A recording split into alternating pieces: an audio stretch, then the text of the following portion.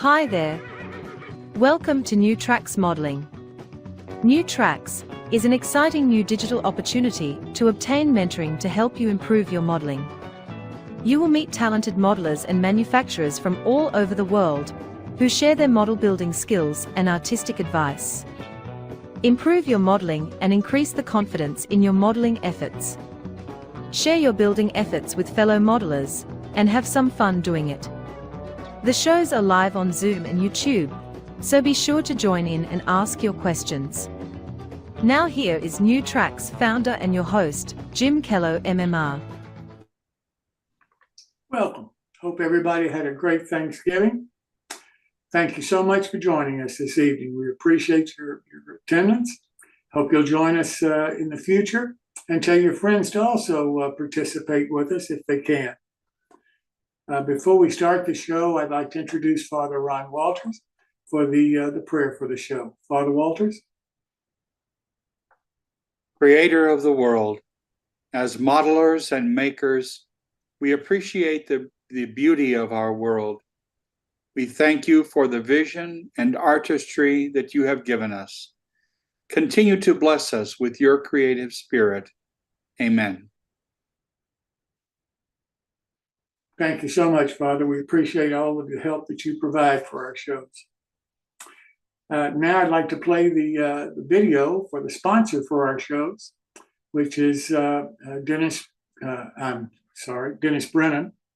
And Dennis is going to be on the show in a few minutes to talk about his My Build. But Dennis is the sponsor for our shows right now. And here is a video of his company, Brennan's Model Railroading.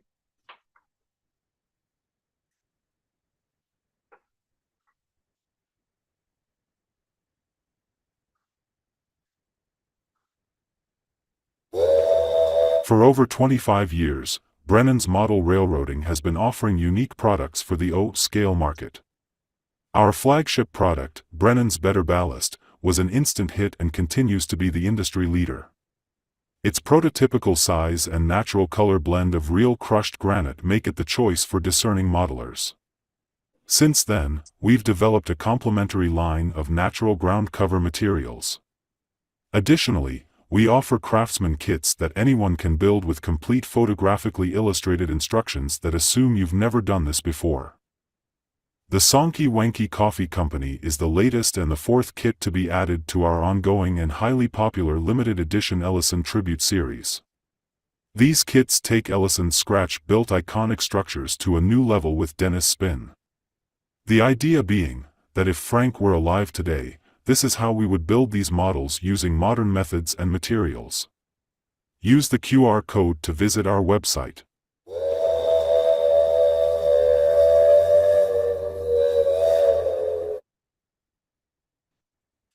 Well, now I wanted to introduce Bob Davidson. Bob is the chairman of our scholarship program, and would like to talk to you a little bit about the challenge grant that we have out.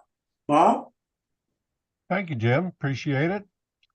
We've all heard Jim speak about the scholarship, and I asked him for a few minutes tonight to talk about why I'm so committed to the project and talk about what we can do to move it along.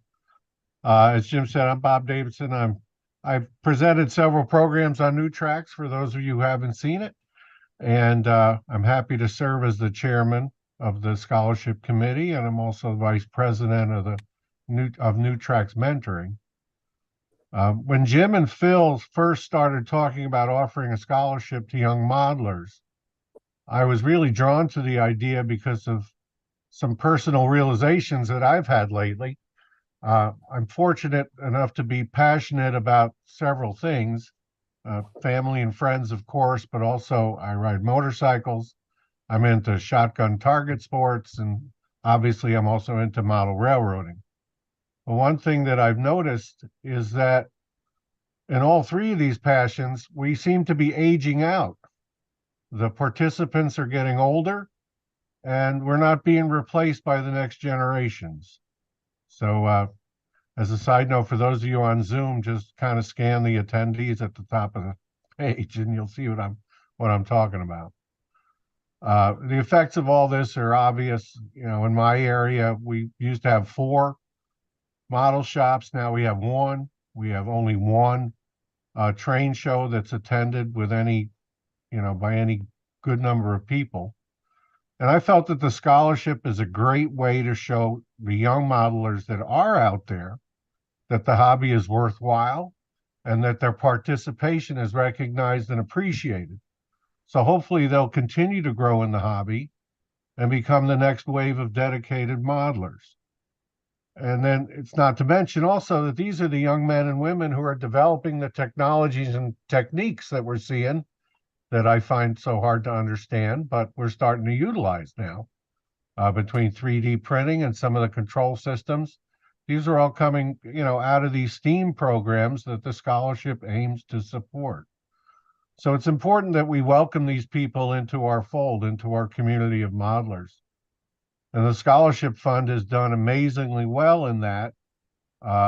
We'll be doing a more thorough presentation the end of December, but we have a lot more that we can do.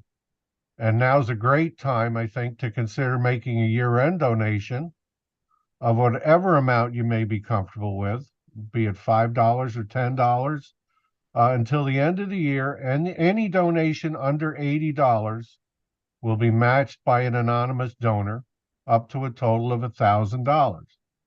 Now, we're currently about halfway to that maximum donation. Thank you, Phil. Right now, we're just shy of halfway. We want to get to the full 1,000, and you can help us out. And you can help these young modelers by making a gift before the end of this year. I know we're all getting a lot of stuff in the mail this time of year from a lot of very worthwhile organizations. But this is something that it affects each and every one of us, and it's close to home here. So all you have to do is go to newtracksmodeling.com. If you click on the scholarship tab at the top of the page, and then there's a link to the donation page.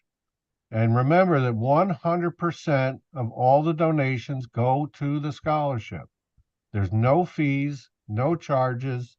And as an organization, we spend as little as possible just to keep the organization running. So on behalf of the entire committee, I want to thank everybody for your support. Please try to do it before the end of December so that we can double your donation. And also, I want to just end by wishing everybody a happy, healthy, and rewarding holiday season. So back to you, Jim. And another reason why Bob wanted to say these things to you tonight, Bob volunteered when we lost our treasurer, Kevin McCumber. Kevin, unfortunately, has some illness that he has to deal with and some hospitalization that can't be very pleasant for him right now. Bob stepped in and also agreed to be the treasurer for the scholarship until we can find a permanent treasurer. So we're actively looking for someone who can replace Kevin as our treasurer for the scholarship. There's not a tremendous amount of work involved in it because most of the contributions come through Zeffy, and Zeffy straight deposit into our bank. And the bank provides the bank statements and who's contributed, and so does Zeffy. So the treasurer has all the basic information, and there's not really that much work involved in it. But we need somebody who's willing to step up and agree to be the treasurer for our company so that Bob can go back to being the chairman of the committee and the vice president of the company and not have to wear this third hat. So if anybody is interested in this position, you can contact Bob directly because Bob's doing the job right now. And so Bob can tell you exactly how much time it's taking and what's involved. And I think that might be a better way to deal with this, Bob, rather than them contact me. I think if they can just contact you directly, then you can talk to them and hopefully we'll find a new treasurer that way. Great. So I just put my email address up on the in the chat.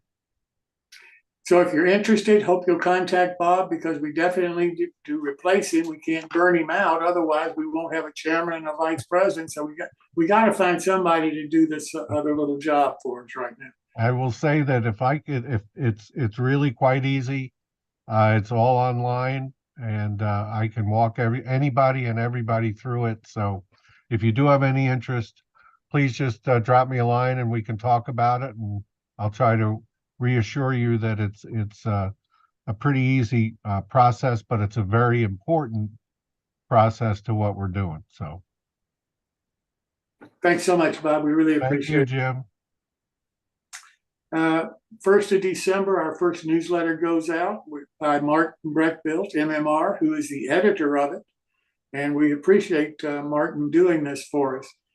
Hope you enjoy the email newsletter.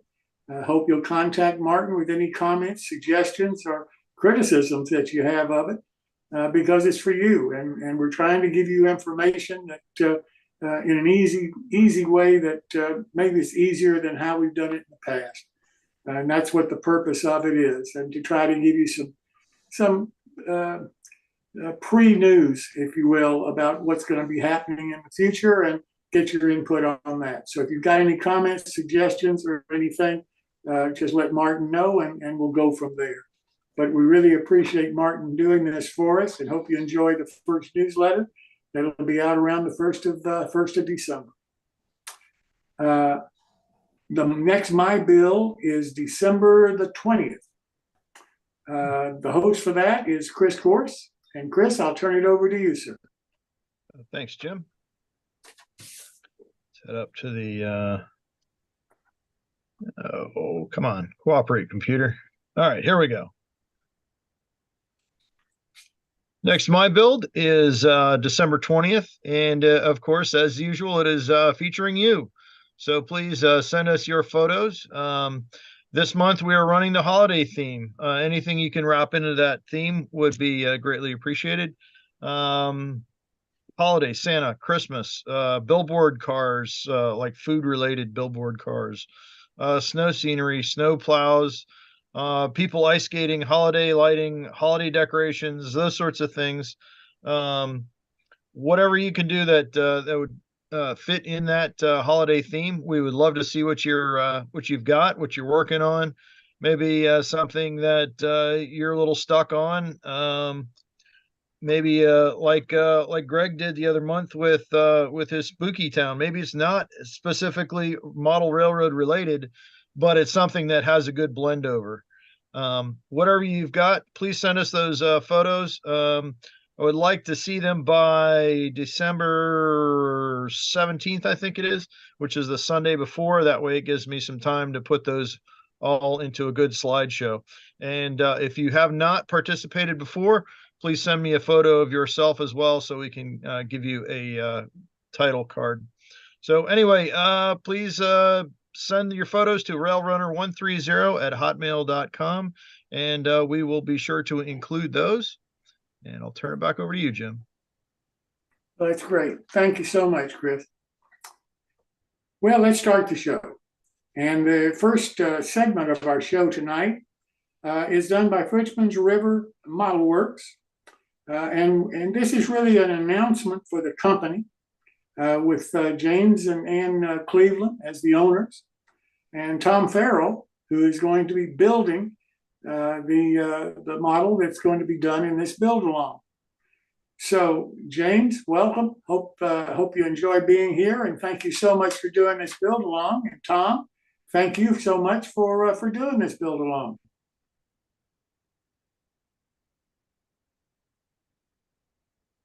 Is James not with us? He's muted.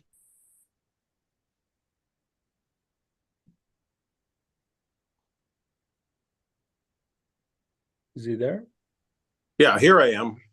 There you are. James, welcome. Thank you.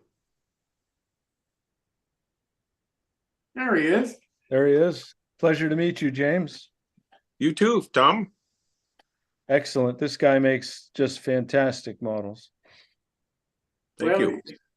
James, I got to tell you, Tom is how I found you. I'd never heard of your company before, and he was raving about you and one of the models that he was building, and that's why I contacted you. And I tell you the truth, after meeting you and your wife, I tell you the truth, you got a great company going, And with you taking over the production of Tom York's, all of his new products coming out, I'm really looking forward to seeing how that works out for you. I wish you the best in it, because it's nice to see Tom back in the design business for models. Yeah, we're really excited about that. When is your first kit coming out with one of his? Well, actually, we've already put one out. That was a recent one. It was the A1 cleaners that he's just released. And we've got several more in the lineup here. You know, Tom York's about as close as we have to a celebrity in the hobby at the moment. He is just an artist with these models. I have so much admiration for him. Yeah, he is he's the best. Well, James, you want to tell us a little bit about your company? Well, we started off doing scenery details back in the 80s, tree stumps, cactus, just some basic stuff, and then decided to go into model ships and boats for the model railroad industry. And it's kind of grown since then. We've wanted to get into some building kits. And my wife and I have done a few building kits, and then we had the opportunity to purchase a line of Thomas York kits, and we've been really excited to get those back into production, and have really enjoyed that experience. Well, that's fantastic. Well, listen, you and Tom want to talk maybe a little bit about the build along kits that you're going to be doing? Sure. Go ahead, James. Tell them then the kit and the model number and the what. All right. Yeah. We've got a build along that Tom is doing, that's going to be an O-scale lobster boat kit, number 95, and then a O-scale lobster shack kit, and that is number 525. And then there's also if someone wants to follow along, they can also choose an HO scale lobster boat or an HO scale lobster shack. So we've got a discount code that they can get through NewTracks for a discount on those kits from us. And all that information is on our website, newtracksmodeling.com, including photos of both the ship and the lobster house. And it really becomes, to me, it becomes an industry. If, for a modeler, it's kind of different than what you normally see on a model railroad. And that's why I'm so enthusiastic about this one. I think it's really going to be something different. And I know Tom is enthusiastic because he loves building the boats. I've opened up that both kits and looked them over, and of course the shack is a resin casting, and it's all in the painting, so it's the artistry of putting together the lobster shack. But I have plans to put it on a platform mounted against a cliff, so I have a little twist to it. And the boat itself, I built one of the fishermen. I built one of the boats already, a boat already, and featured it on this show, and just wonderfully detailed. And they go together very easily, and the detail on these kits are just extraordinary, and they're easy to put together. And again, it's the artistry's in the painting, really, not in the quote assembly. They're relatively easy to put together. Threading the rope and the chain is the hardest part, but they're just beautifully detailed, and we'll be featuring the techniques and how to paint resin. There'll be a lot of focus on how to paint them so they're realistic, and weathered properly. Yeah. Well, and one of the nice parts about it is James is offering a 20% discount on both of the kits, and that's a significant discount off the price of it. So, James, thank you so very much for doing that. Oh, you're welcome. Like I say, it's on our website, and the code is all in caps, and it's NEWTRX, and it's good between September the 1st and the end of February 15th, 2024. So you got plenty of time to get the kits, to make sure you get the kits, make nice Christmas presents, and look forward to everybody showing the finished models on the My Build segments after you get them built. If you don't have room for a lobster boat or a waterfront on your layout, I mean, you can always put one on your mantle as a showpiece, but the lobster shack could be used as along the line structure. It would fit right in. It doesn't necessarily have to be a quote lobster shack. It can be placed along the line of the railroad or in a mountain scenery, scenic overview, or anywhere on your layout. So, and that one's all in the painting. It's already assembled. So I urge you to support this guy. He's making some beautiful stuff. Yeah. Thank you. Well, I agree. And James, we really do thank you so much for joining and wanting to do the Build Alone on the show. Tom, are there any special paints, tools, anything that somebody needs to maybe have that they don't have right now in order to work on these models when you start the build? The only special paint that I would ask people to get would be the Tamiya primer, which is a very light primer that you can spray these resin castings with. You can use an automotive primer, but that's a filler primer and it's a heavy primer. If you buy the Tamiya primer, I don't have it in front of me here, but I've called it out in a couple of my my presentations, but it's a very light primer. It'll give the paint something to hold on to. I think everybody knows what I'm talking about. For some reason, it's escaping me what the name of that Tamiya primer is, but it's just a light gray primer. You can get at Hobby Lobby or any few remaining hobby shops. Yeah. So. Well, that's great. Thank you so much. Does anybody have any questions for James or Tom?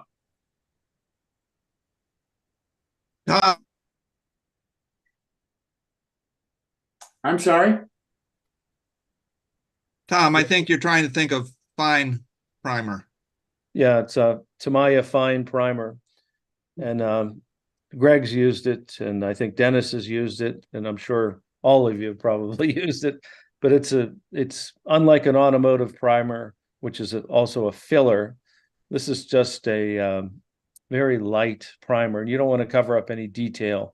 For example, one of the models that I did from Frenchman River is the decking has a lot of detail on there, and you don't want to put a heavy paint on the decking or you'll cover up the detail. So I recommend that if you buy anything advanced, you buy that fine primer. And we can use any kind of paint. You can use these craft acrylic paints or the Tamiya military paints, for example. But that's my only. You don't really need very many tools. An X-Acto blade, some sandpaper or a file, and you're pretty much in business. Tweezers. That's about it. Yeah, 3 tools. Well, I'm looking forward to this, guys. So thank you so very much. And James, thanks again so much for wanting to do this for the viewers. Really do appreciate it. And thanks so much for the great discount. Thank you. Appreciate it. Tom, thanks so much. Yeah. Well, now I want to turn to the G-scale modeling segment that we do once a month. And we have a sponsor for this segment, which is Alan Rogers' company, Victorian Models. So if we can run that video, please.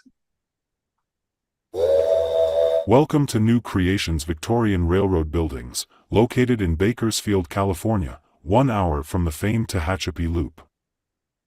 As part of building his model railroad layout, Alan Rogers took photos and made scale drawings of a number of buildings in the Southwest, many of which no longer exist. New Creations Victorian Railroad Buildings has turned these photos and drawings into kits with laser-cut wood, 3D printed components and detailed instructions. We produce kits in HO, O, S, N and G scales. Our O scale kits are compatible with Holiday Village dioramas. You can see our products at train shows or use the QR code to visit our website. We hope you will try our unique kits. They are easy and fun to build, even for beginners. You will enjoy the finished models for many years to come.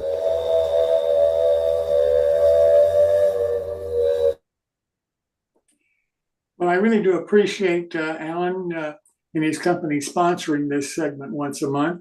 As I say, it's about G-scale modeling. And normally, Steve Bittinger is the host for this segment, but Steve has gotten tied up and he's not available this week. So Alan himself, Alan Rogers, who sponsors this segment, I asked him to please fill in. And so Alan, welcome. Thank you, Jim. Appreciate your invitation. And I have to apologize in advance for my rather rudimentary attempt to share some pictures here, but we'll just see how this turned out. So I don't know a whole lot about the history of G-scale. Actually, by the way, if anybody has a problem with my shares here, just say so, but I think it's up there now. But everybody's heard about LGB, which is the acronym or abbreviation or whatever for Lehmann Grussbahn, which was an early company that started the G-scale. And there used to be a hobby shop here in Bakersfield about 30 years ago that had a large Lehmann Grussbahn section. And apparently there were a lot of people buying it at that time. So G-scale kind of evolved, and there are several scales that are actually called G-scale, and it can be a little bit confusing. And then there's F-scale thrown in, which is also another manifestation of it. So I produce a few G-scale kits in my company, and I make them in 1/24 scale because I start out my kits in O scale, which is 1/48. It's a 1/4 of an inch equals a foot. And I just like keeping things where I can double them or divide them in half to make other scales. So my G-scale kits are not really suitable for outdoors at this point, although I did sell one of my kits up the valley last week at a train show in Tulare, California. That fellow's going to try that kit outdoors, but he's going to probably put some sort of a sealer on it, like Thompson's water seal or something. So let me see if I can get to the next picture here real quick. Let's see. So that's just a picture of an LGB train. And going on to the third picture here, these are two of my kits that are built up. The left one is called John's Place. In some areas of the country, that's known as a cracker shack, and it's in 1/24 scale, decorated for Christmas from last year. The kit on the right-hand side is a cistern that used to be out next to the freeway here, next to the old SP, and those are both in 1/24 scale. They're currently in a restaurant over in East Bakersfield, and that fellow's got a G-scale layout in his restaurant. So he's also commissioned me to make him, here's another shot of the cistern. He's also commissioned me to make him some backdrop structures. So this is the space I had at the Southern Pacific Historical and Technical Society convention that was here in late October. And you can see on the left-hand side of the table there's Amos Weller General Merchandise. That's the G-scale backdrop. all the way down to the HO scale model. And let me go ahead and just blow this up here a little bit so you can maybe see it a little bit better. So I'm making some other backdrop kits for him in 1/24 scale. And I've started with this one. So he's asked me for some additional ones. He wants to fill up a back wall at the restaurant. So we'll get around to that. And I've pretty much run out of things to say about this, but I really appreciate you having me on the show, Jim. Thank you very much. Yes, sir. Thank you so very much. And thank you for sponsoring the G-Scale segment. Does anybody have any questions for Alan? If Alan, not, I would think if someone wanted to put your buildings outdoors, as long as they use some kind of waterproof glue and then paint it with a waterproof paint, it should probably work okay. I know one of the guys in our club has an outdoor layout, and half of his buildings are urethane or something, but the other half are wooden buildings. He just has to take care of them. But it should work. Fantastic. I'll pass that along. all right. Anybody else have any questions? Alan, thank you so very much. Maybe you ought to put that in your advertising. I mean, that sounds like a great idea, and maybe more people buy your kits. Thank you. I'll do that. Thanks again. Thank you. Well, now I want to turn to Dennis Brennan for the build along of his kit of the coffee factory. Dennis, welcome. And I understand this is the last segment for this. You're muted, Dennis. Dennis, you're muted. Sorry about that. You That's hear me right. now? I can hear you now. Okay, I may have jumped the gun when I told you this would be the last one. We'll see how far I get. Okay. At any rate, hi guys, I'm glad to be here. And as you know, we've been building the Sanky Wanky Coffee Company, and we're going to get right to it. So we're going to share this screen right here. Well, I thought we were sharing it. Are we seeing this? Yes. Yes, Okay. we are. All right. This is the Sanky Wanky Coffee Company. It's a tribute to Frank Ellison, and we've been building this for the past few weeks. For somebody who may just be tuning in, it's basically MDF and basswood, and that's about, you know, that's the main components. There's some cardboard pieces in it for the roof, but otherwise it's MDF and basswood, couple styrene pieces for the stacks. At any rate, here we go. What you're looking at right now are my voluminous instructions. I think there's about 10 or 11 pages of them, and we've covered everything so far, right up until this point here. And so I'm going to just blow this up a little bit. Okay. Now, I think Tom or somebody said, yeah, I guess it was Tom, painting is what makes the building. I mean, you can have all the detail in the world in the actual walls, but until you paint it, it's not going to look like much. So what I did on this is, again, MDF, and we'd already sprayed it. And you'll notice that the wall there's no windows or anything else on the wall. I sprayed it with Rust-Oleum red oxide primer. And that's kind of a misnomer because it's kind of a reddish, it's really a brownish red, which is what I wanted for this brick. And there's a little trick to spray painting, which we went over before, which is just go lightly and go across in even strokes about 12 inches away. Start off your piece, lay a piece flat down, start off the piece, go across it and end your spray. Then go back the other way or do it the same way again, but just do it in very light coats. Less is more. You can always go back, but if you get a heavy coat, you're going to start filling in grooves, and you don't want to do that. Now, I was asked one time, how do I do the mortaring? This mortaring is pretty simple. What I did was I used DAP, all-purpose spackling paste. Well, I'm sure you could use anything else, any other kind of spackle.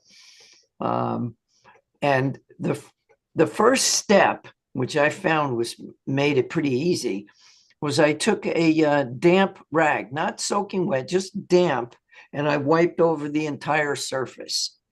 And then I took a little bit of that spackling paste on a wet finger, again, not soaked, but just, a little wet. And then I smeared the spackling along the bricks. And I did that until I covered the entire surface. And then I let it dry. That doesn't take very long. And you're going to have a haze on the bricks. And not to worry, because the next step is you let it, after it dries, which doesn't take long, like I said, spray it with clear acrylic matte spray. Again, lightly. If you don't do this, you're going to end up with a mess. You have to spray it because that fixes it in place. The DAP spackling is water soluble. So if you don't spray it and you do anything else to it, like add, an India ink alcohol wash, you're just going to make a muddy mess. You don't want to do that. Also, after you do the spackling, what I do is I put the spackle on before I spray it, and then I go over it very lightly with a damp cloth again to get most of the haze off there. You still might have some, and if there is some showing up a little bit someplace, don't worry about it. Just spray it with the clear matte spray, and that'll fix everything in place, and it also tends to lighten up any haze and maybe get rid of most of it. Now, once it's fixed in place with the matte spray, then what I do is I go over it with chalks. And you can see that I used a brown. I'm going to blow this up a little bit here. Let's see if we can just get this over. All right. I used a brown alpha color chalk. I sell these chalks too, but you can get them any art supply store.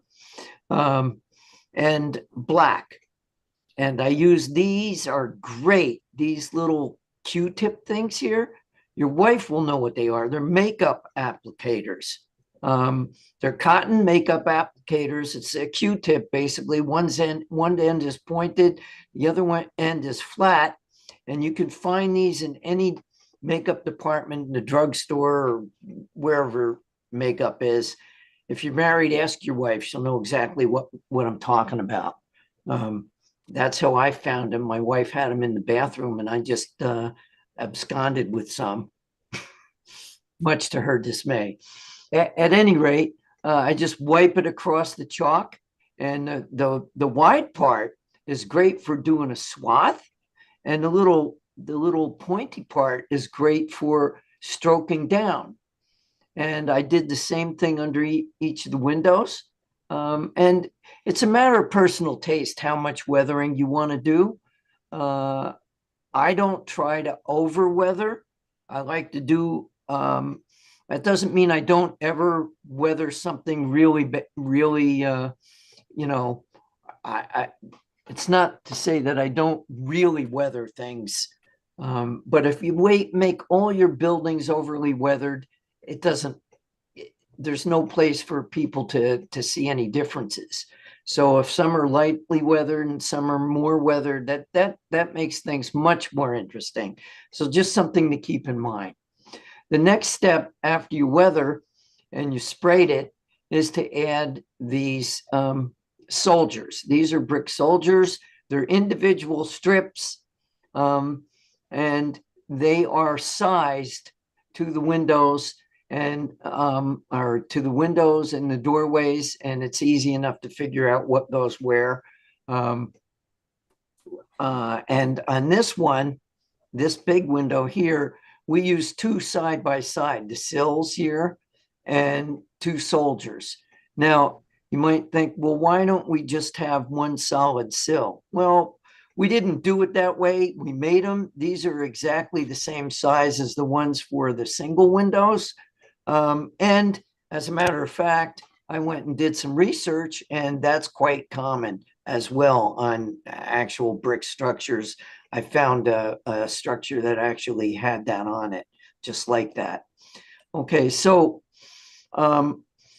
the idea now, before we get to this, the idea is to do all your painting and weathering on a flat when the building is not together and the surface is, you know, when you can manipulate the wall individually.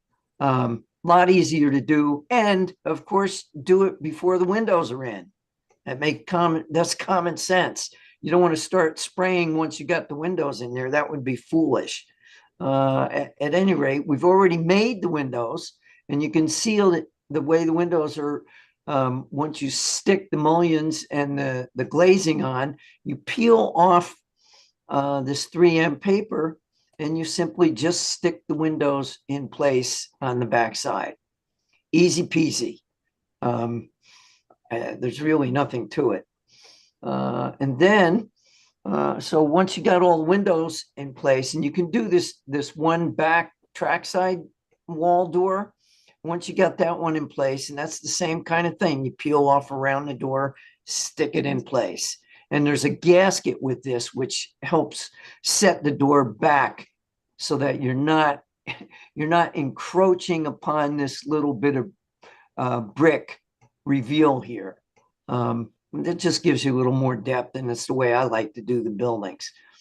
Now, for squaring up buildings, this is something that I may have talked about before. You'll see this is a glass cutting board, and cutting boards are perfectly flat. Glass is flat, so it's a great surface to work on. Also, most glues will not stick to glass, so that's also a good idea to use it.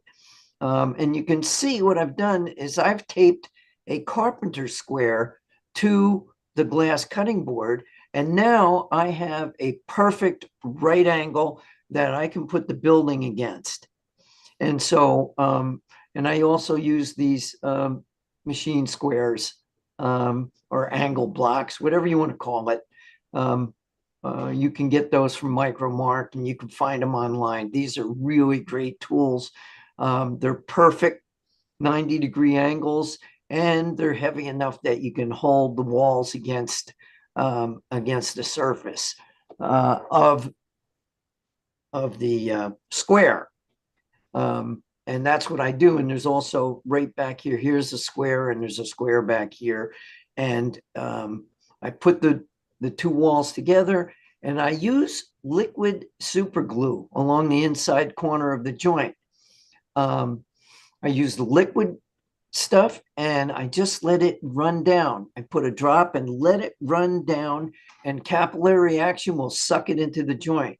Now you can use, I guess you could use white glue because it'll work, but I like to work, I don't want to wait for it to dry. So I like to use liquid super glue, and I've had no problems. Just make sure that you don't overdo it, and make sure that you allow enough time for it to set. You can use an instant set spray on it if you want, but usually I don't find that to be necessary. Now, the problem with super glue is it has no shear strength. And by shear strength, I mean if you try to pull those two pieces against each other, apart, it'll probably just come loose. But shear just means if if you pry it, that's what it means, prying it. You can't pull them apart by pulling against each other. Just prying it apart, though, might pull it. At any rate, I glued those two sides together, and then I attached these two together again with the super glue along the inside corners where I indicated by the arrows. And now you have a foundation. This building actually sits on a separate foundation, which you can see right here. And the walls should end up being flush with that foundation. And the foundation we've already built. And you can see here's the inside. The outside of the walls are flush. The inside of the wall, there's going to be a little reveal here on the foundation, on the top of the foundation. And that's where you run your super glue bead. Now, if for some reason, usually this doesn't happen, hasn't happened to me, but for some reason, if you get too much glue and you need to remove some of it, acetone will remove super glue, or nail polish remover. But you have to be careful with that because that also will remove paint. So, and you don't want to use acetone on plastic. But if you're doing plastic, you're using plastic cement, I would assume. Now, once we've got all the four walls glued together, you can see I use these bar clamps that I get from Micro Center. They're really handy to have. If you've built models for a long time, you probably have your own devices, but I use these to clamp onto the foundation. And once you got that all done, then you can add these interior wall strips. See, there's no strip here, but here you'll see them. And that adds a little more dimension, especially once you put the roof cap on. Let's see if we can find that. Let me zoom out here a little bit. Dennis, you're running out of time. All right. Well, we can call that done for now. If there's any questions, just give me a holler. I'm as far away as a telephone or my email. So you'll need one more, you think, to finish? Yes, I'll need one more. We can do that next week if that's all right. Okay, fine. That sounds good. Anybody have any questions for Dennis? Dennis, thank you so much. We'll see you next week, sir. All right. Thank you, guys. Happy Thanksgiving to everybody, and we'll talk to you next week. Sounds good. Well, now I want to turn to Tom Farrell, who is going to show us a new model that he is working on, Scratchbuilding. And next week, then, he'll come back and finish up the John Allen engine house. But this week, it'll be a different project. So, Tom, welcome.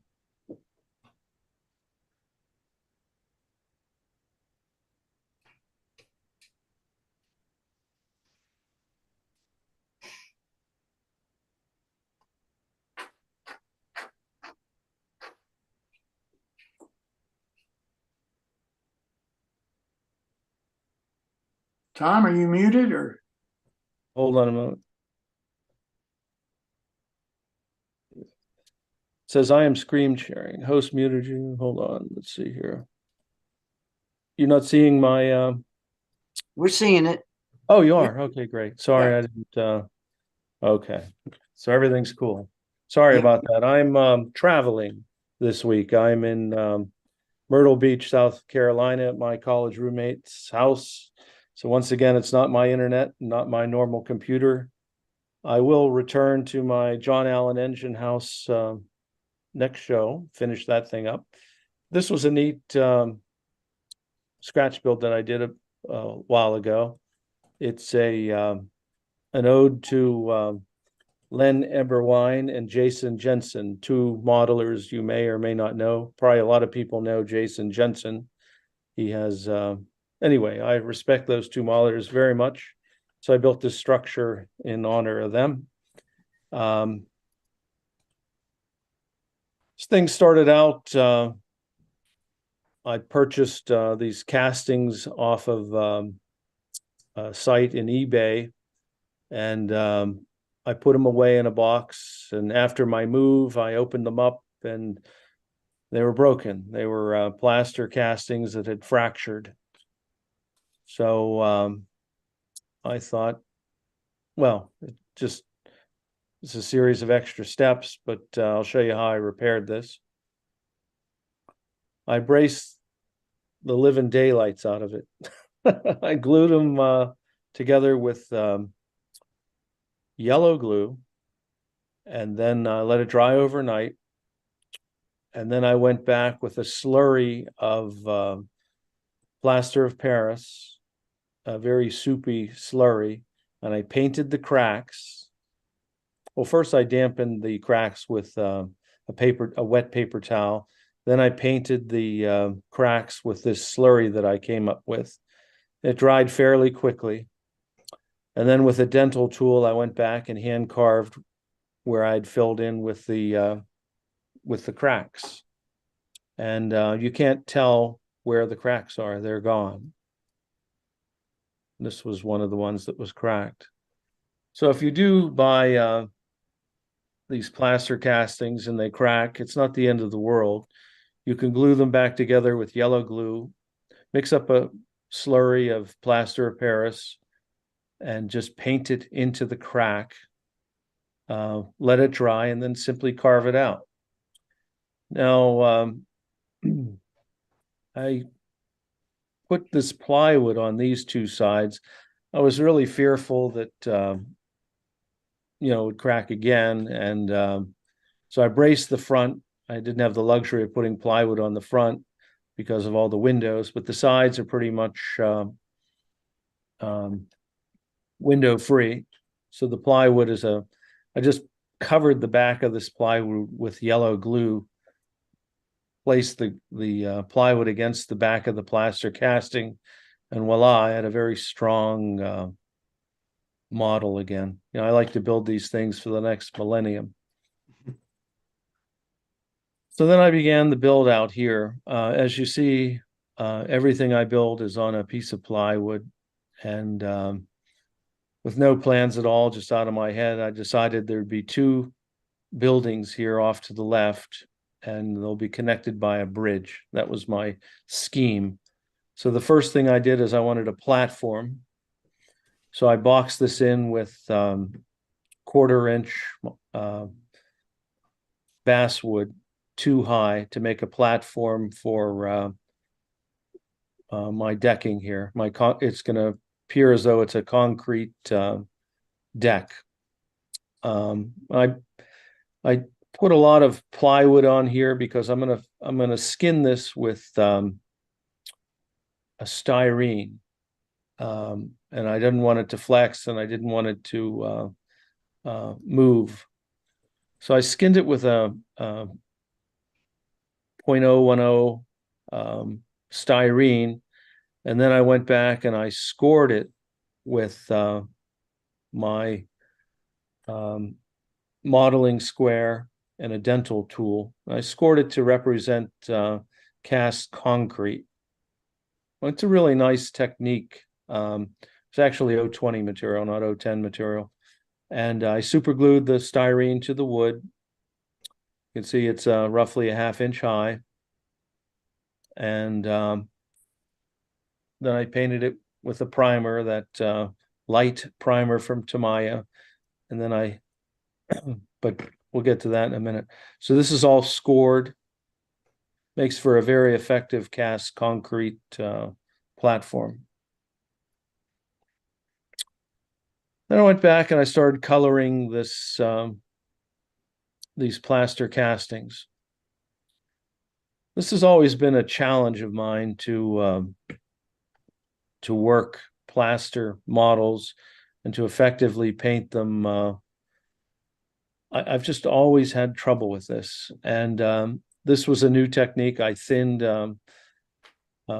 artist acrylic paint this time with simply water. And I did a series of washes of burnt umber, just assortment of browns. And then I finished with a darker alcohol wash. And this brickwork here I did with the same technique, just a red wash of acrylic artist colors. They're just getting a little more finished. I did go back and color some individual stones for variety, but I was satisfied with the look of that. Again, I just always felt challenged with this sort of modeling. The more you do it, the better you get. This was the next building I built. This is just my conventional modeling style. I just take clapboard siding and I brace it with that 1/4-inch material again, and super glue it onto the structure. I don't have all my normal photos to get you from point A to point B, but anybody that's watched my program knows I start with base colors, which are typically fairly obnoxious because they're like a very bright or very dark green. And then I scratch it with a wire brush. I hit it with a alcohol wash, a black alcohol wash, and then I dry brush it with a white acrylic. And that's all this is. It's really just a 3-step process. You can see over here on the right, I've painted the lintels green. And you can see, as I said before, I painted some of the stones different colors to get a little variety in there. So it's just not one bland color. Now this is clapboard siding, this vertical siding that has a it's supposed to simulate these boards going up. But I wanted to place a that building right up next to this.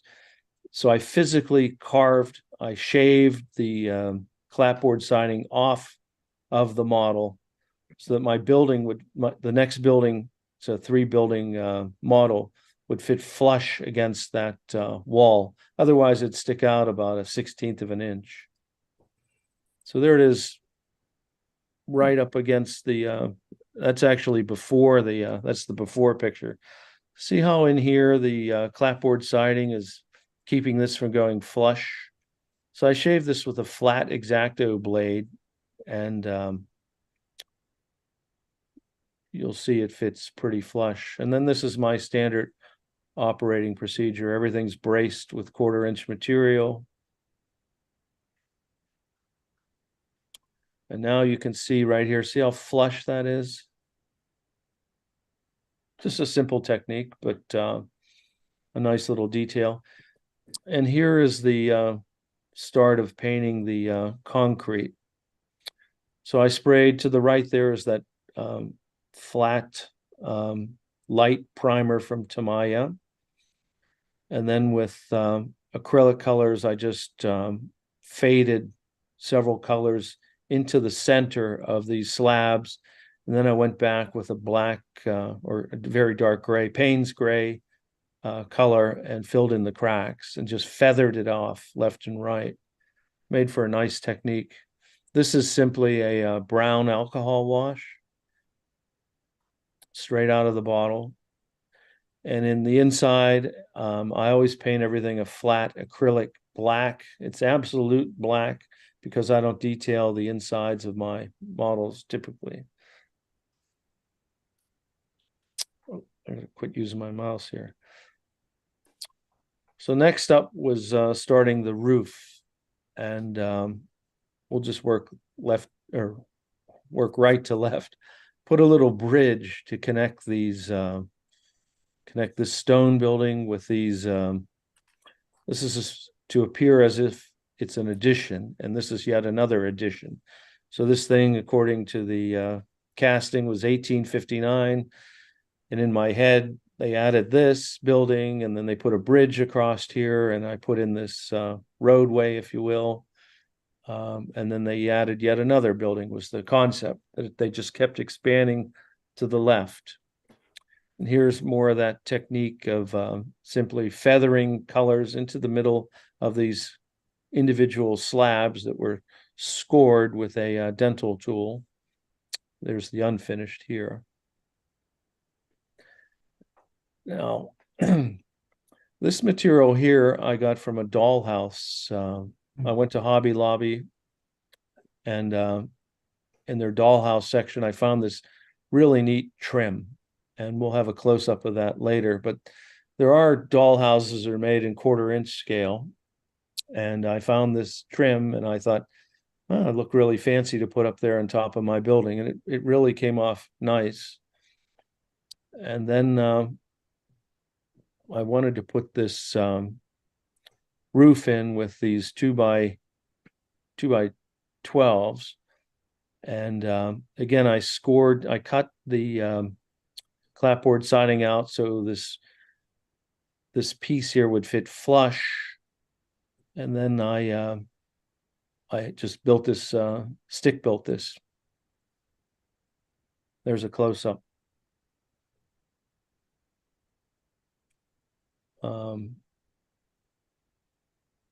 This mouse is really sensitive. Okay. Now here's another, I was going to put some trim eventually after the roof is covered with shingles. I'm going to put a 2x6 here. So I had to go back with my flat blade and cut a little bit more out of that wall there so that my trim would fit flush. Otherwise, there'd be a gap there, which wouldn't look right. So there it is before the cut. And there it is after the cut. Yeah. And this is 1/16 inch plywood.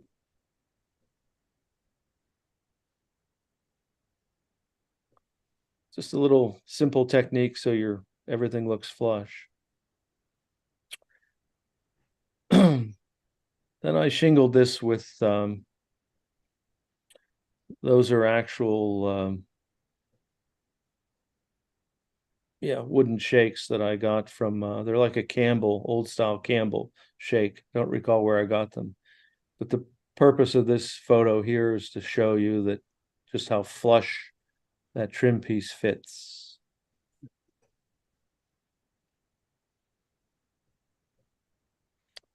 So there's the model shaping up. This is a nice detail. You know, sometimes we don't think of crossing over to another hobby to find components, but that's just dollhouse material. I mean, it looks pretty nice to me. And these are Grant Line windows. Oh, geez, sorry, this damn mouse. It's my notebook computer. It's pretty sensitive, sorry. So, yeah, these are Grant Line windows. And this is a Grant Line hole. Yeah. Yeah. Now this I got at a train show. This is an N scale water tower. I tore it apart. This mouse is going to drive me crazy. I tore it apart, and I built this platform in white plastic. It's to simulate basically steel, and then that orange part is part of the original plastic N scale water tower. And I wanted to put this on the roof as a roof detail, and it painted up pretty nice. I mean, look at the before and after. You know, and again, it's N scale. I'm modeling an O scale, and it just made for a nice. So now when I go to train shows, I'm on the lookout for these N scale water towers so I can put them on the roof of my O scale structures. It's a great idea. Great idea. I hate to rush you, but we're out of time. Oh, okay. Well, I'll zip through. We're about done here. So I'll just go through the photos here, show you the finished model. Put some pictures in the back, and I had to hand make those windows. This didn't come with, so those are truly scratch built windows. There's a detail of That's neat. there's the sign I made for my two modelers. That's really nice, and some roof details. There's looking down at the roof. At one point, Jim said, "Why do you model?" or asked me why I model the roofs with such detail. It's the first thing you see when Yep. you're walking into a layout, as you look at the tops of the roofs. So I put a lot of detail on them. There's an up close of the molding. So that's crossover. There's a walkway through the bridge with that's just cotton there, and there's that water tower all weathered up with a ladder put on there. And that's the finished model.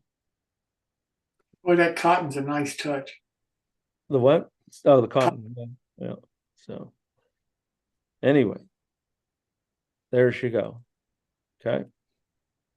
Anybody have any questions for Tom? Boy, it's a beautiful model, Tom. It really is. Well, thank you. And Particularly the roof detail. next time I'll finish up the John Allen engine house when I'm back home with computers that don't jump around with mouses. Have a safe trip. Thanks so much. All right, thanks, guys. Well, now I want to turn to Martin Breckbiel for the Scratch Builders Corner.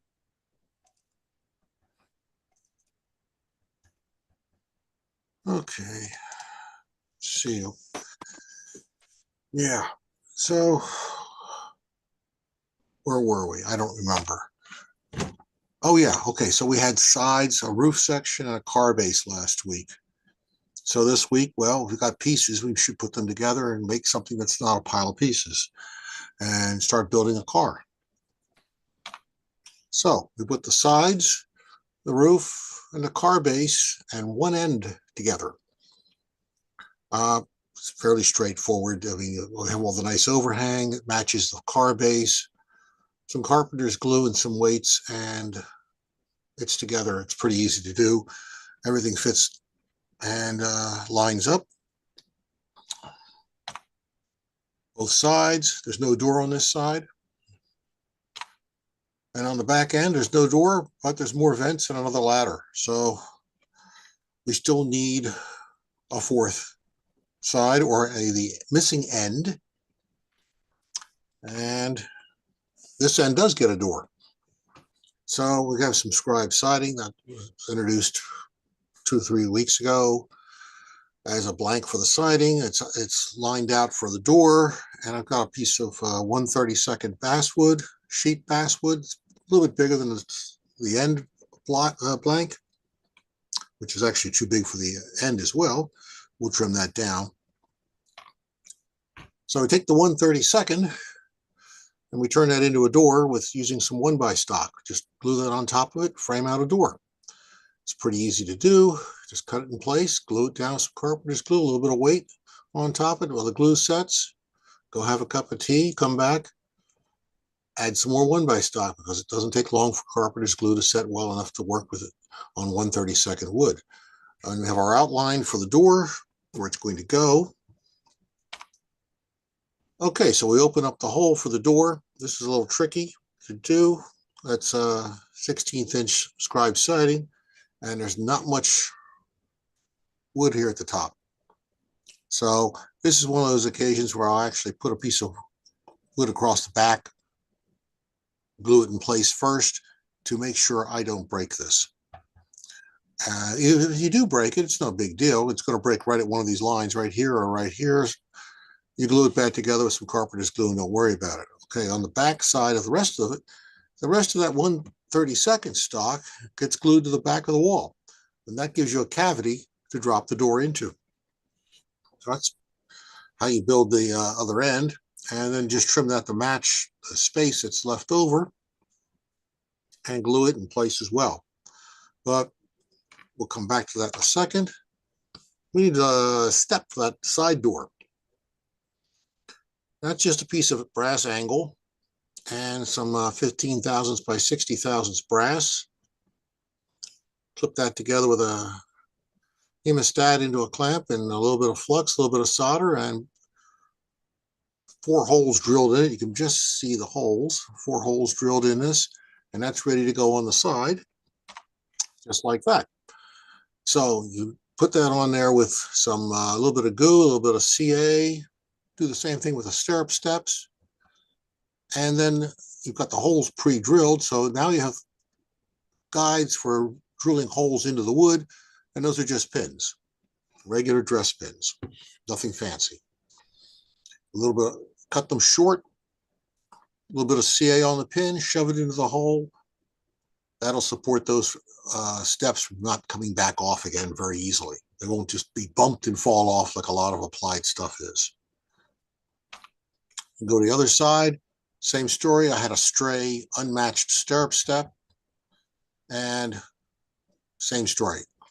Do a little CA, some pins. This is left over from a Lundahl kit for a Penzi milk car, dairy reefer. And it was sitting in the tray, and I thought, well, you know, let's put a handle over here for somebody coming up that ladder. It won't hurt them to have a little grab hold, be a little safe to get up on there and not fall flat on the track backwards. Keep the leftovers on the bench on little trays so I can find them, and every now and then one of them comes out and gets used and goes away. So, and there's your end door. You can see now a little bit of trim over the top here just to close that off. We got a doorknob, another pin, and this is why the end that we added on early on was a little bit narrow. We've got an anti-climber, a brass anti-climber. It's a precision scale.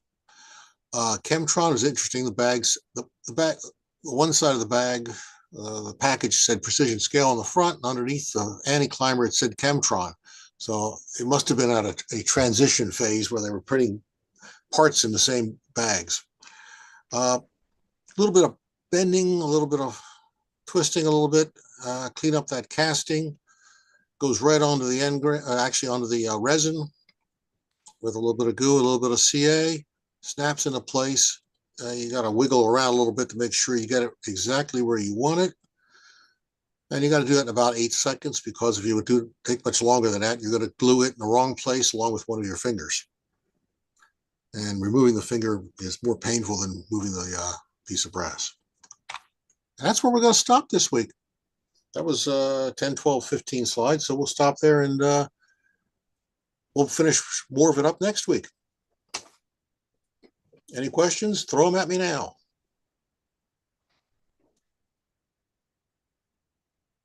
That's a nice job, Martin. I was going to say, everybody's muted still. Anybody have any questions for Martin? Okay. Martin, thank you so very much. We will see you next week, sir. Yes, sir. Well, now I want to introduce Kirk Bucher. Kirk is going to show us how to build cheap switch machines. So Kirk, welcome. Hello, everybody. I just want to see how this is going to focus in here. Okay, yeah, there it is. Okay. Yep. Now what I have, I need a bigger picture here. You guys can get it. What I have here is There you go. There we go. Okay, a double pole, double throw toggle switch. You see a lot of those on older layouts, and they have a nice, about a 20, anywhere from an 18 to 20 degree swing on them. And what I wanted to do is try to come up with a way to use it to build a switch machine, a non-motorized switch machine. I got the idea of tearing apart switch machines. I tore apart I expected a Blue Point switch machine, which is similar to what they have inside a Blue Point switch machine. But I wanted to build these without having the same expense because I have quite a number of turnouts on my layout. And most of the layout, all the layouts have been secured to the layout. So I didn't want to go drilling holes underneath and build them underneath. So, well, anyhow, in order to do this, I need to build some kind of a linkage to connect to it. And first off, what I found was some vinyl tubing. It's clear vinyl tubing. I cut them to about 1 3/4 long, and I slide them over the tip of the turnout.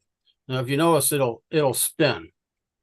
I left a spade connector on there, and later on I'll explain to you what I do with the spade connector. But it spins, and then what I do is I found a way to build the throw handle with a coat hanger.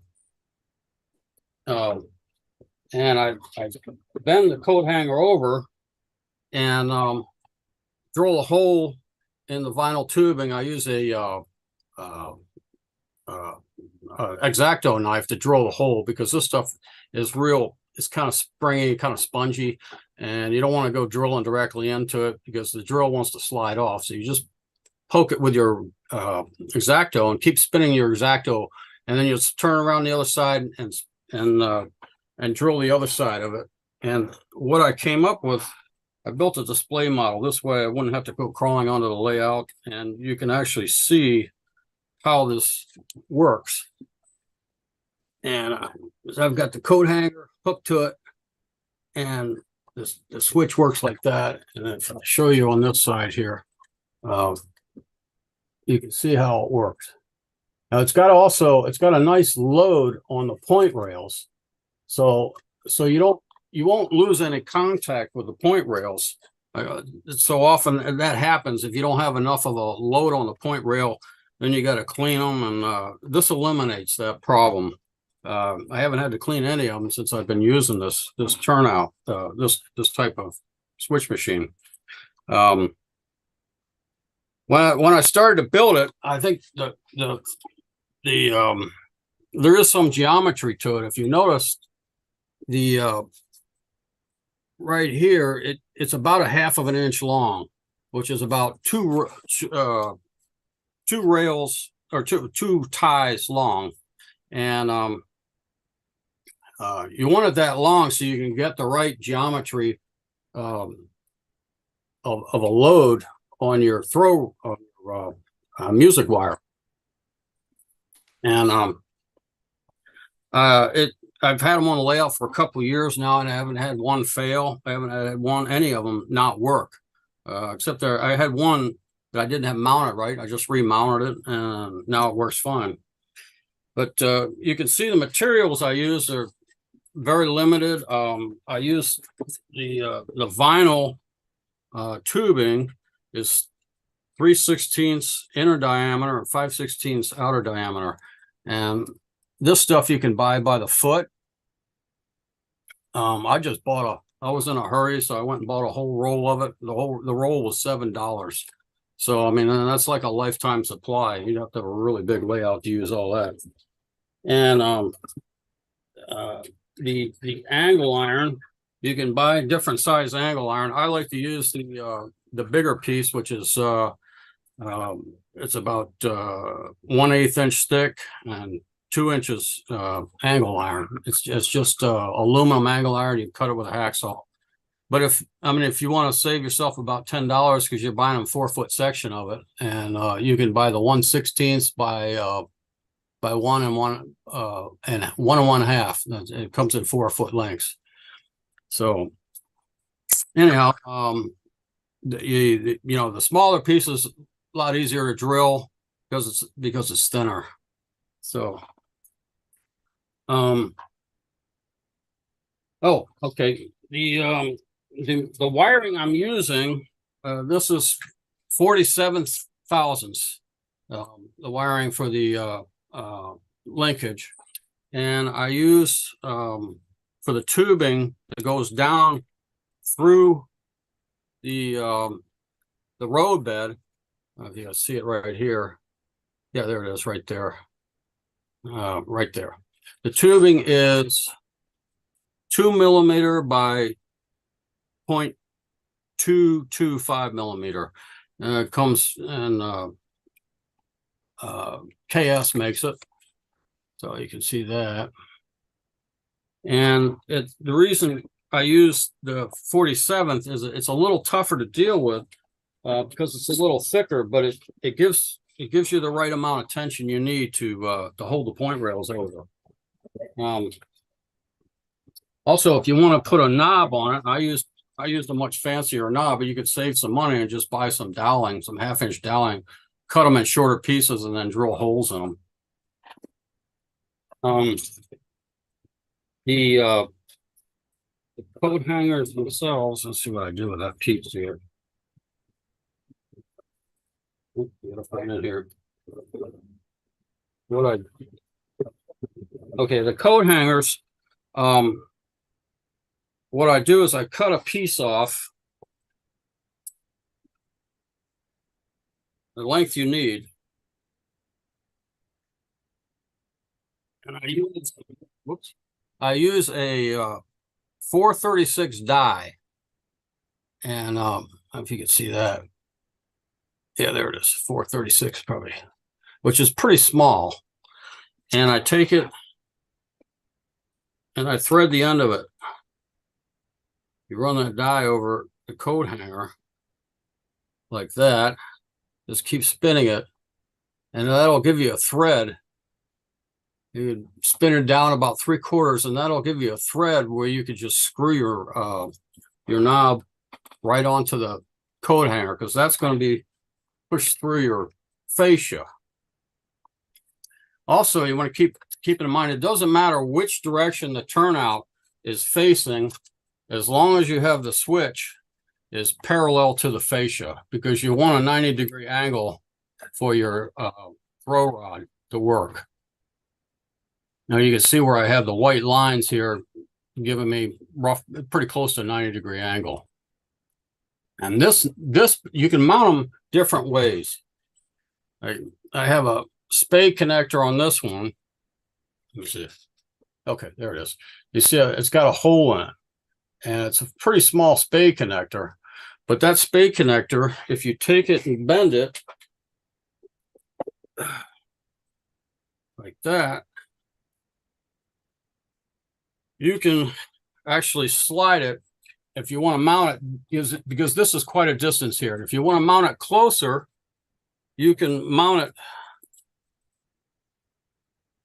spin it around like that, and you can mount it right over your wire just like that.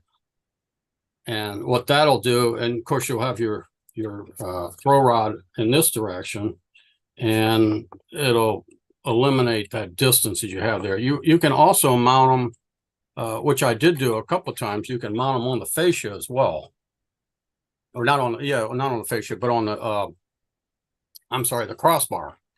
If you want to mount them differently, then you'd have you just point it toward toward your wood, and you can operate the switch that direction as well. So like I say, they work very well for me. I've been the cost of it is what's nice about this is you can get everything you need either at the hobby store or the hardware store. I then went to the hobby store for the 47,000 music wire, and and the toggle switch I got from Jamico Electronics. They cost about $1.75 a piece if you buy 10 of them at a time. And I calculated that the cost of everything is I put 25 of them on the layout.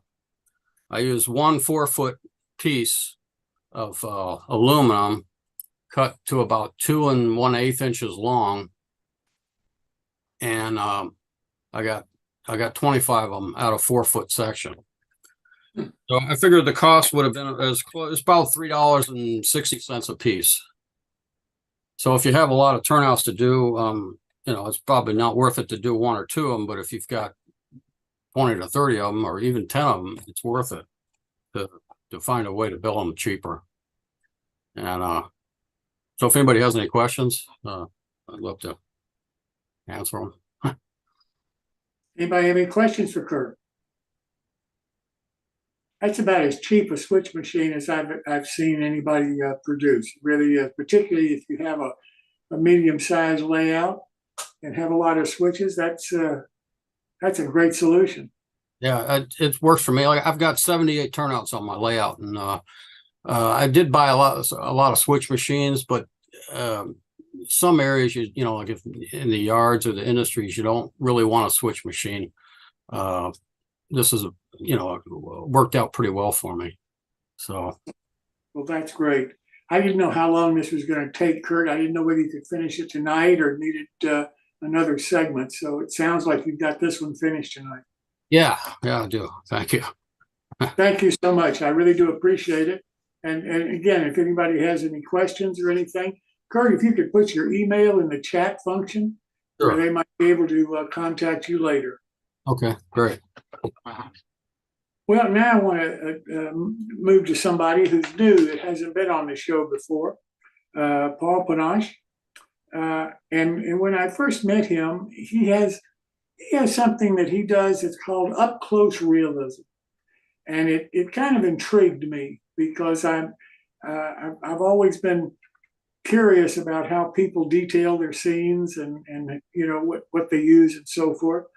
So Paul, welcome. Thank you so much for joining us this evening. Thank you. Thank you.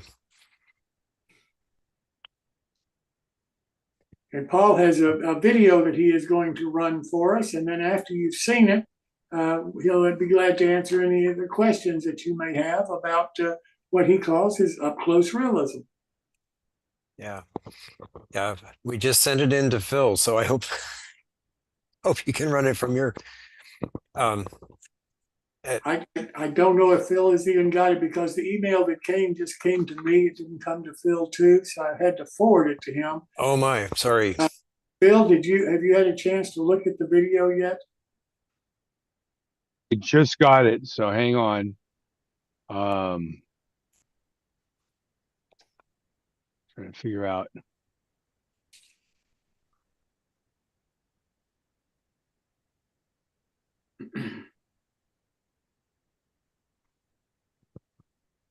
Well, Paul, this really intrigues me. How did you get involved with this? I have liked dioramas ever since I was a little kid. I grew up in the DC area and I'm still here. And so I was always in the Smithsonian's, and the old Air and Space Museum had an annex that was a Quonset hut, and it had dioramas all around the edge of it. And when I found out that people got paid to do that, I thought, whoa, that's amazing. And by the time I was 14, I decided that's what I'm going to do. And it's not exactly what I did, because you don't just arrive fully formed as a dioramist. You've got to work other ways. Right. But I did other jobs that led to that ultimately. Pat, could you put Paul up on the screen? Could you spotlight him somehow? What's that?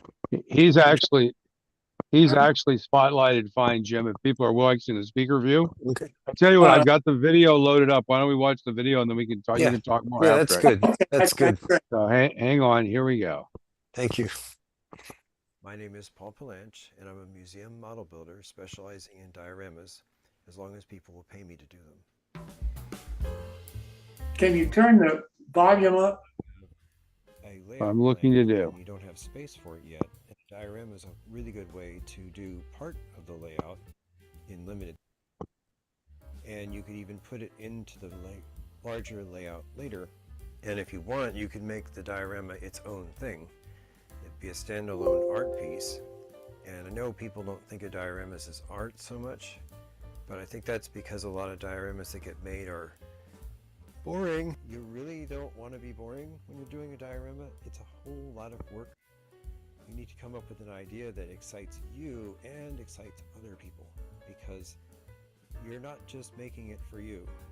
I mean, I know it feels that way sometimes, but the best dioramas are made for everybody. So the important thing here is coming up with an idea. As a matter of fact, the three most important things about the diorama idea is the idea, and the idea. Seriously, I mean, if you don't have a good idea, it's not worth doing, because it's a lot of work to do one of these things, and especially if somebody's paying you, get them to do a neat thing, not a boring thing, because it costs about the same to do a boring one as a neat one, so do a neat one.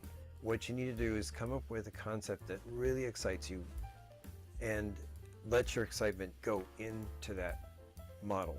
And then people who see the model will be excited, even though they're not into the stuff you're into necessarily. If you do it right, if you have a story, if you have a concept and you're clear, you can reel people in. So come up with a really cool idea and be excited yourself about it, and that'll really help make the model real to other people too. So think of things that would work in a layout, but think of things that would work along with a layout. Like, you don't have to have stuff that's even inside of the rails. Like, how about a fire?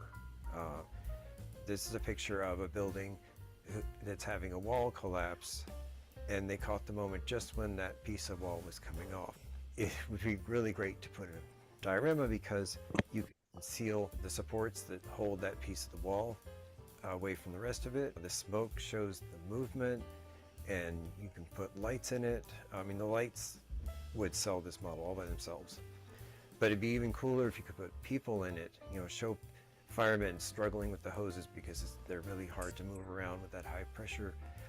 And of course, show a group of dejected former occupants of the building standing there outside the fire line barrier tape.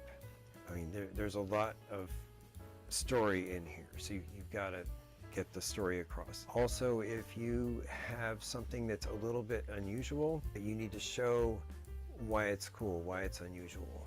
Compare it to something normal that people understand. As long as people get the context, they'll be reeled in. It's kind of like a good joke. You got to set it up. You have to get them thinking the right way, because even if you think that way automatically, they won't. So you need to get them thinking like you.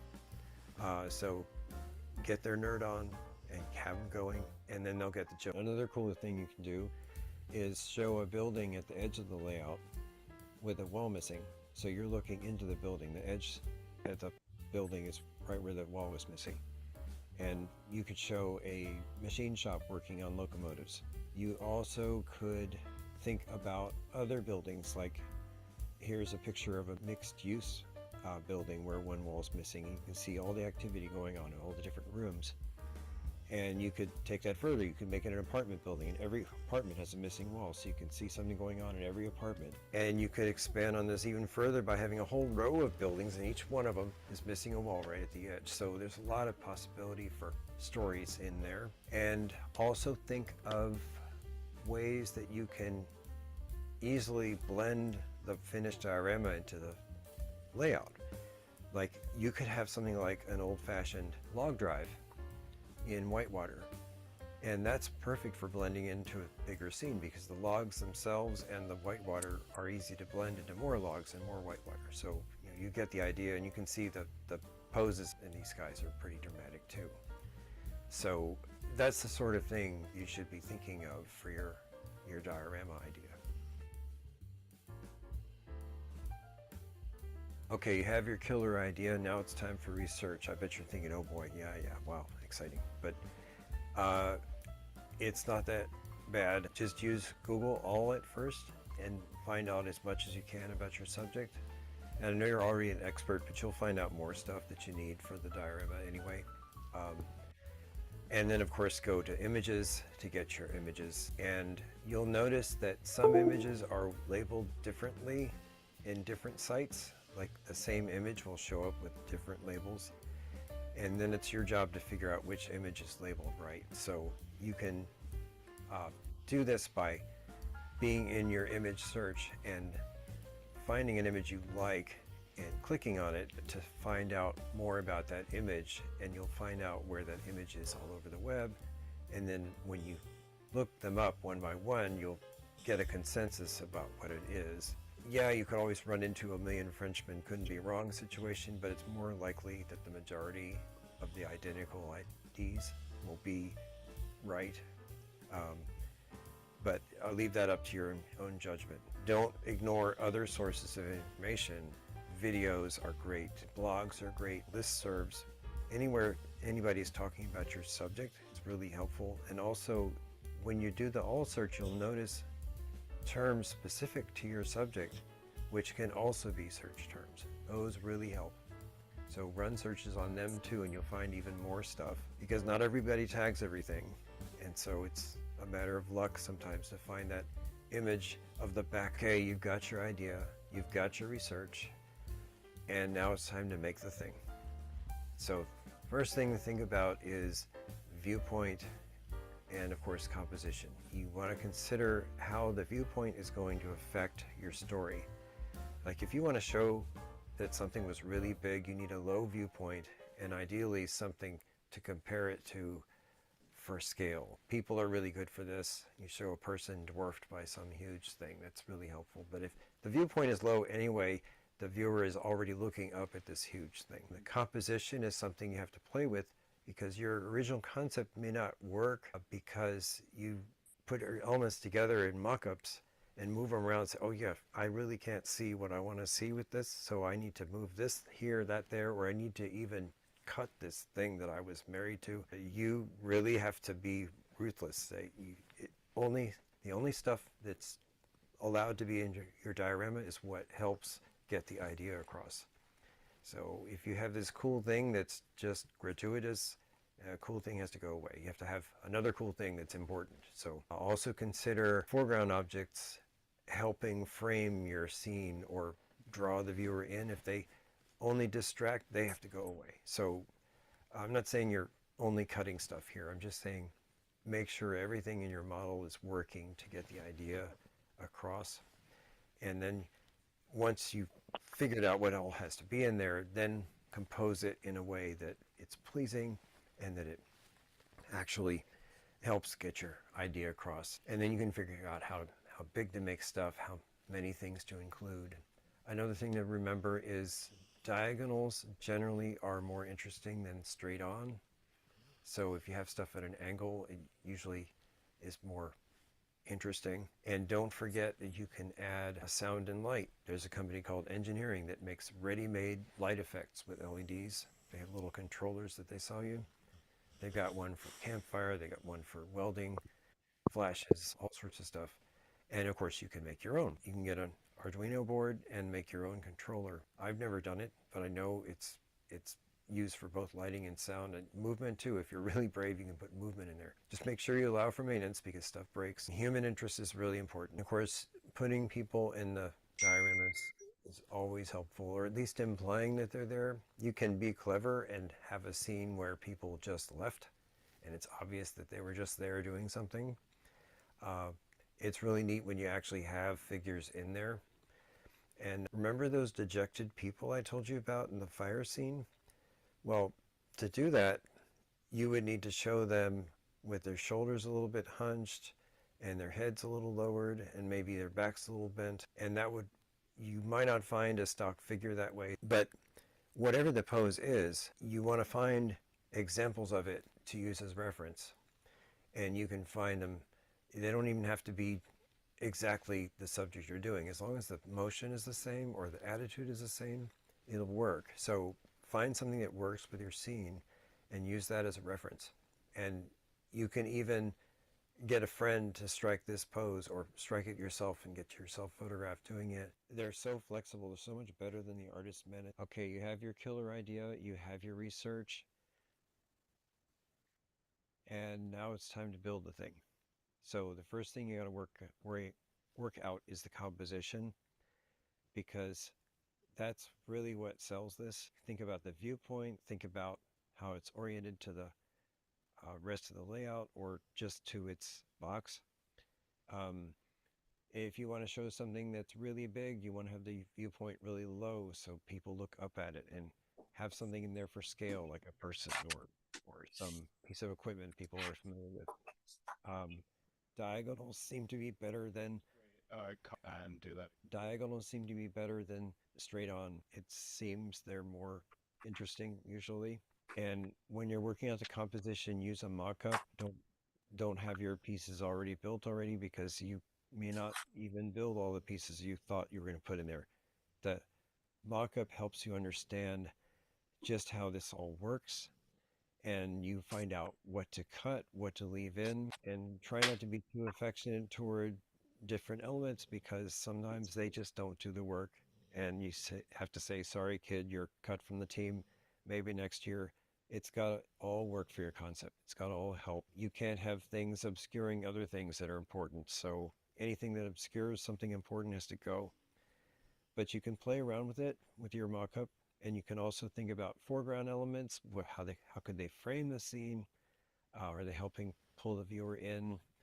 All that stuff. And don't forget special effects like sound and light.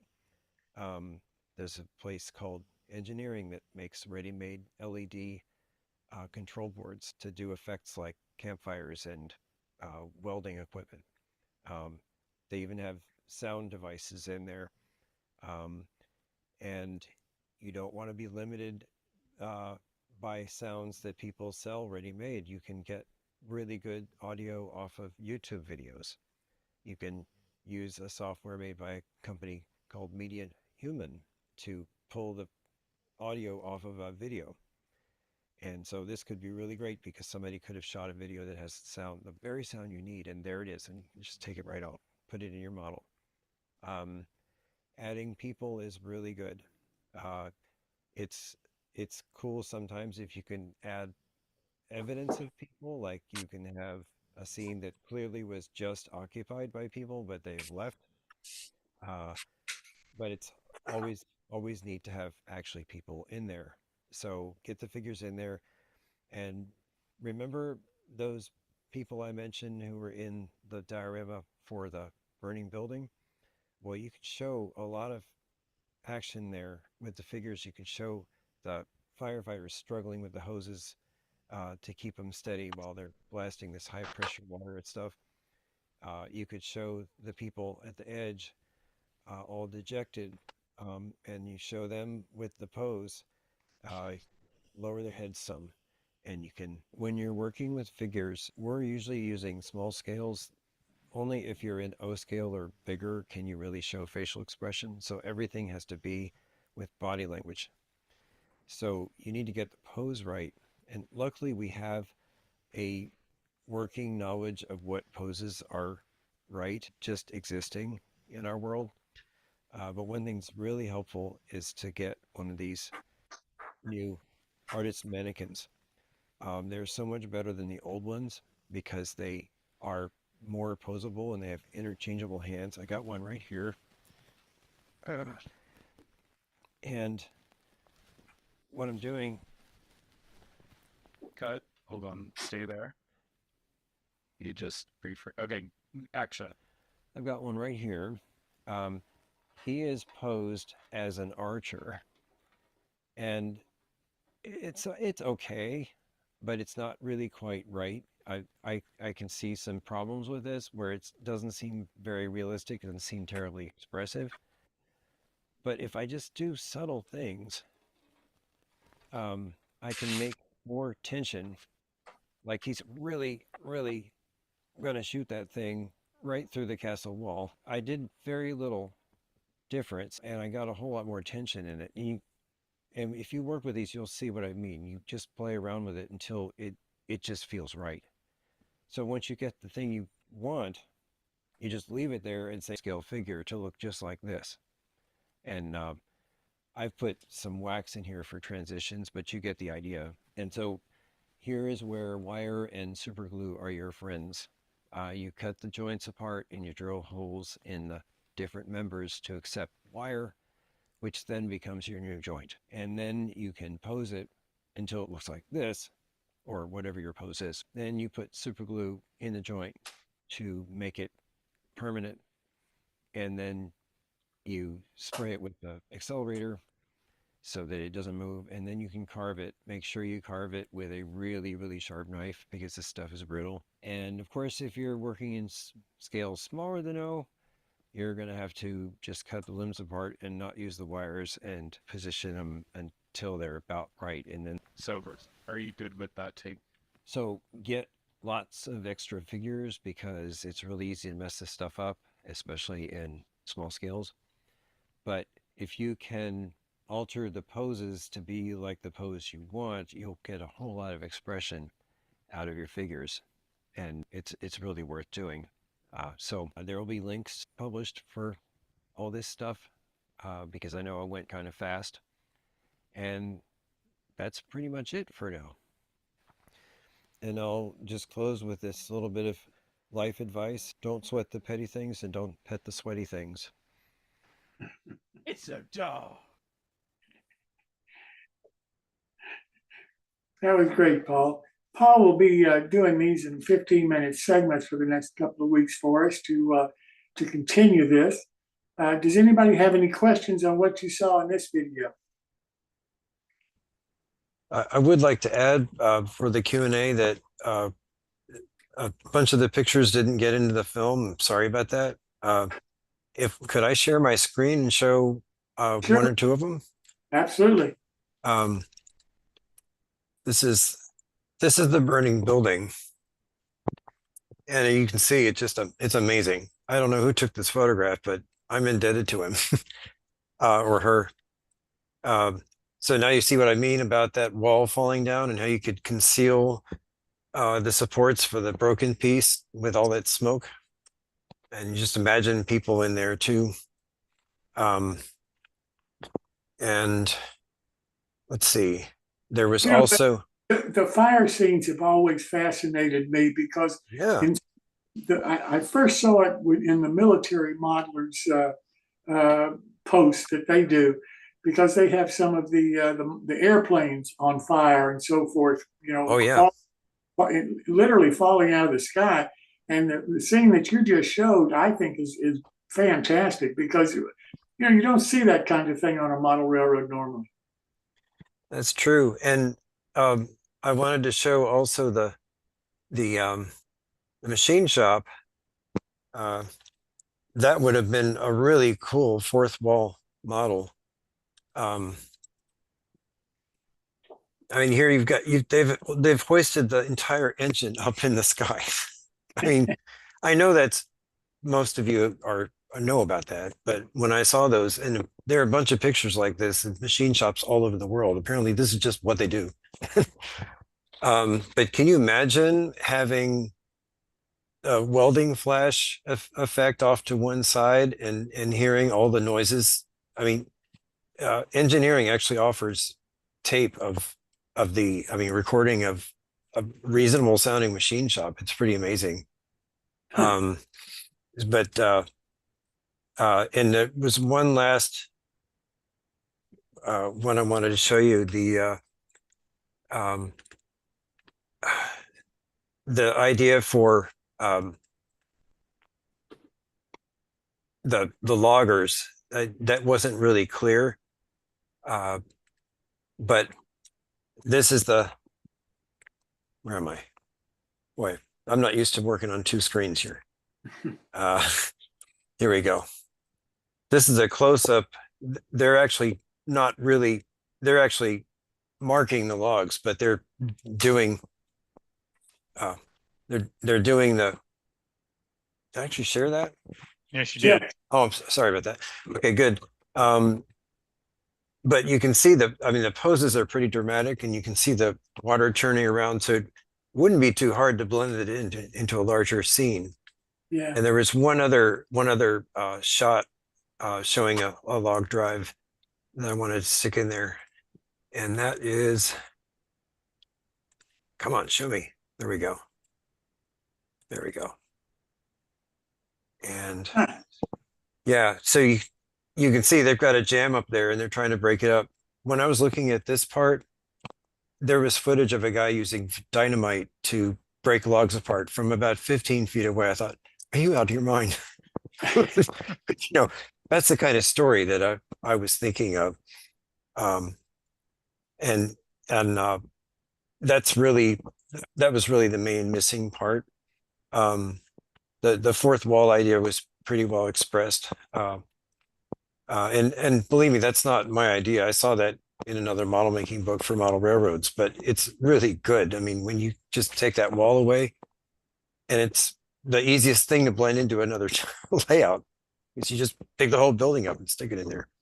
Okay, I'll shut up and allow for questions if there are any. I know this is going to be kind of an odd thing, so I'm not sure anybody's going to have any questions. But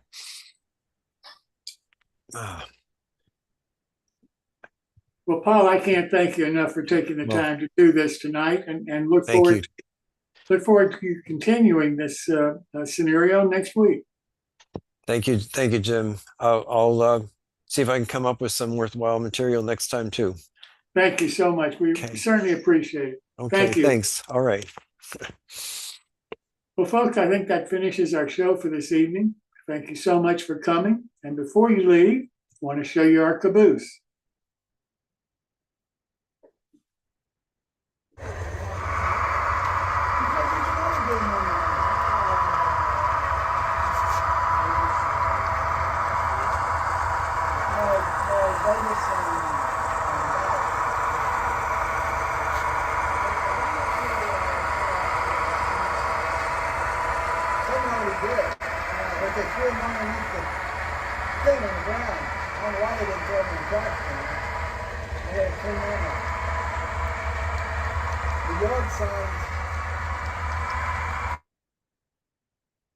And that's our show for this evening. Thank you so much again for coming. Well, I hope you really enjoyed it. Most importantly, I hope you learned something. Thanks so much for coming. Have a great week. See you next Wednesday.